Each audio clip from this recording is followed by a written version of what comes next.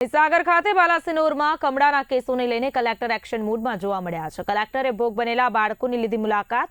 નગરના સંવેદનશીલ વિસ્તારોમાં તપાસ અને મોનિટરિંગ કરવામાં આવી રહી છે। અત્યાર સુધી જિલ્લામાં 478 કમળાના કેસ નોંધાયા। આરોગ્ય વિભાગ 52 ટીમો સાથે સર્વે કાર્યમાં વ્યસ્ત જોવા મળ્યું છે।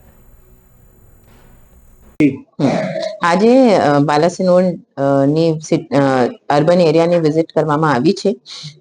હવે બે જગ્યા ટીમ્બા મોહલ્લા અને વિજય ટોકીઝ જો અમારા એકદમ પ્રાયોરિટી એરિયાઝ હતા જ્યાં વધારે કેસ શરૂઆતથી પાછળ એક માસથી જો કેસ વધારે આવડતા હતા આના જો પ્લાનિંગ કરવામાં આવી હતી ટીમ્બા મોહલ્લામાં 600 મીટરના જો મેઇન એરિયા જ્યાં પાણી ગંદુ આવડતું હતું અને કેસીસ પણ વધારે હતા ત્યાંના કામ પણ બે જગ્યાના કામ પણ પૂરું થઈ ગયા છે। અને આજે કાજીવાડ સિટી સર્વે ઓફિસથી કાજીવાડ જો એરિયા છે જેની વિઝિટ પણ લેવામાં આવી છે ત્યાં જો પ્રોબ્લેમ છે આ સોલ્વ કરવામાં આવશે અને નવી લાઈન પાણીની નાખવામાં આવશે। આજે જ કામ શરૂ થઈ જશે અને અમારા પૂરી પ્રયત્ન રહેશે કે ઉત્તરાયણ સુધી આ કામ પૂરું પણ થઈ જાય।